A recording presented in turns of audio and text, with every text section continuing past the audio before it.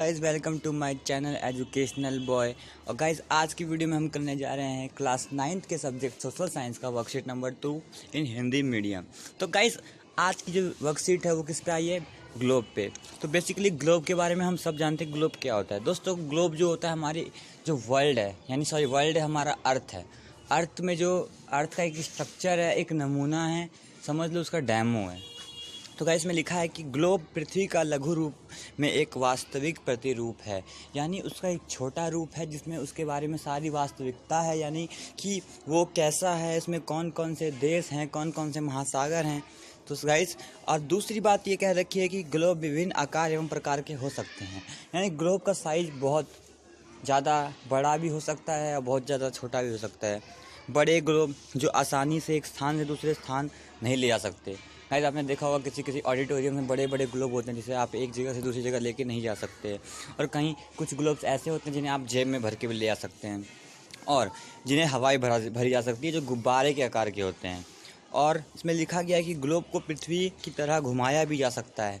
Guys आपने देखा होगा उसमें जैसे पृथ्वी हमारी जो अर्थ है या फिर हमारी पृथ्वी है वो एक ध्रुव यानी एक ध्रुव नहीं कहेंगे उसे, हम एक्सिस पे है जो एक्सिस पे घूमती है। तो उसी तरह हम उसमें भी दो ऐसे पॉइंट दिए जाते हैं जिस पे आप अपने ग्लोब को घुमा सकते हैं। ग्लोब पर देश, महाद्वीप, महासागरों से सही आकार में दिखाया जा सकता है। जैसे कि मैंने आपको बताया कि उसमें बहुत सारे देश होते हैं, महासागर होते हैं, उसमें भी वही कही जा रही है कि आप उसमें दिखा सकते हैं। इस प्रकार ग्लोब पृथ्वी का लगभग समान स्वरूप है। तो गाइस ये देखिए एक बात आगे सामने की जो पृथ्वी का स्वरूप है वो स्वरूप हमारा ग्लोब है। गाइस आगे लिखा है ग्लोब का ऊपरी बिंदु उत्तर ध्रुव तथा दक्षिणतम ध्रुव दक्षिण ध्रुव कहलाता है, यानी जो ग्रुप की जो ऊपरी बिंदु है, जो हमारा ग्लोब है उसकी जो ऊपरी बिंदु है और वो उत्तर ध्रुव, और जो दक्षिणतम बिंदु है दक्षिण ध्रुव कहलाता है। तो बहुत ही सिंपल है, आपको मेरे ख्याल से याद भी हो गया, आप इतने इंटेलिजेंट हैं ही। पृथ्वी का काल्पनिक अक्ष इन्हीं दो बिंदुओं के बीच की धुरी है, यानी कि अब काल्पनिक अक्ष यानी हमने पृथ्वी देखी नहीं है लेकिन उसकी हमने कल्पना की है, तभी हमने ग्लोब बनाया है। तो मतलब पृथ्वी देखी है, हमने नहीं देखी है, बड़े बड़े साइंटिस्ट ने देखी, हमने नहीं देखी। गाइस हमने नहीं देखी है, हमने तो कुतुब मीनार भी नहीं देखी यार, छोड़ो मेरी बात तो अलग है। हाँ तो गाइस मैं कहाँ पे था कि दो बिंदुओं के बीच में है जिसके चारों तरफ पृथ्वी पश्चिम से पूर्व दिशा की ओर घूमती है, जिसे दिन और रात बनते हैं। गाइस ये तो सबको पता है कि हमारी जो पृथ्वी है वो पश्चिम से पूर्व घूमती है, फिर उससे और घूमती है, जिसके कारण दिन और रात होते हैं। और फिर अगला लिखा है इसे पृथ्वी की घूर्णन गति कहते हैं। घूर्णन गति गाइस हिंदी बहुत ही ज़्यादा ऐसा है जो हमारे इंसान के दिमाग को हिला देता है। घूर्णन यानी रोटेशन, कि गाइस जब हम पृथ्वी जो है जब पश्चिम दिशा से पूर्व दिशा की ओर घूमती है तो दिन और रात पर इसे हम रोटेशन यानी घूर्णन गति कहते हैं। पृथ्वी के अपने अक्ष पर 23.1/2 डिग्री झुके होने के साथ साथ सूर्य के चारों ओर चक्कर लगाने से ही ऋतु बनती हैं। गाइस ये तो रटने की चीज़ है, इसमें क्या ही समझाना। यह पृथ्वी की परिक्रमण गति कहलाती है। गाइस जब अपने अक्ष से पृथ्वी 23 हाफ यानी साढ़े तेईस डिग्री के साथ साथ सूर्य के चक्कर लगाती है, यानी जब हमारी पृथ्वी 23.5 डिग्री की ओर झुक के सूर्य के चक्कर लगाती है तो क्या होता है, हमारी ऋतुएं बनती हैं, यानी हमारे सीजन्स बनते हैं।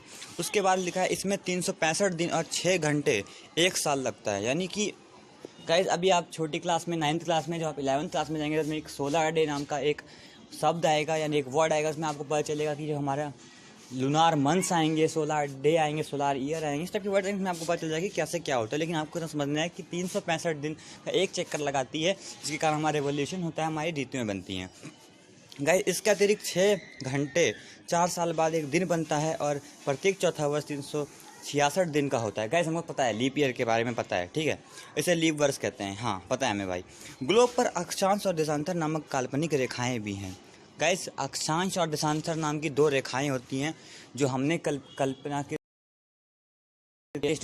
लेकिन काल्पनिक रेखाएं यानी हमारे मन द्वारा सोची गई दो रेखाएं हैं। उसके बाद इसमें कहा गया है बीचों बीच स्थित 0 डिग्री अक्षांश विषुवत वृत्त कहलाता है, यानी कि 0 डिग्री अक्षांश पे एक सर्कल टाइप का, जिसे हम विषुवत वृत्त कहते हैं। इसके ऊपरी वाला भाग उत्तरी गोलार्ध और नीचे वाला भाग दक्षिणी गोलार्ध कहलाता है। इसी प्रकार बीचों बीच स्थित 0 डिग्री देशांतर प्रमुख यामोत्तर कहलाता है। शायद मेरी हिंदी थोड़ी वीक है, थोड़ा कॉपरेट करना। कि देशांतर प्रमुख यामोत्तर कहलाता है, ये भी आपको याद करना है। यह 180 डिग्री देशांतर के साथ मिलकर पृथ्वी को दो अन्य गोलार्धों में बांटता है। इसके पूर्व भाग को पूर्वी गोलार्ध तथा पश्चिमी भाग को पश्चिमी गोलार्ध कहा जाता है। गाइस सिंपल सी बात है, पूर्व का होगा तो पूर्व गोलार्ध और पश्चिम का होगा तो पश्चिम गोलार्ध। कर्क रेखा 23.5 उत्तरी अक्षांश है और मकर रेखा 23.5 दक्षिणी अक्षांश है। आर्कटिक 66 डिग्री उत्तरी अक्षांश और अंटार्कटिक रेखा 66 दक्षिणी अक्षांश है। ये रेखाएं या वृत्त ही उष्ण, शीतोष्ण और शीत नामक 3 प्रमुख ताप कटिबंध बनाते हैं। तो गाइज आई होप आपको पूरा ग्लोब के बारे में समझ आ गया होगा। जो समझाने की चीज़ थी वो मैंने आपको समझा दी, और रटने की है वो तो आप ही रटेंगे। अब गाइज यहाँ पे कुछ छोटी सी बात है, देखिए कि विश्व में कुल 7 महाद्वीप और 5 महासागर हैं, सबको पता है। हमारा देश भारत एशिया में महाद्वीप में है, सबको पता है। वर्तमान समय में भारत में कुल 28 राज्य और 8 केंद्र शासित प्रदेश है, ये भी सबको पता है।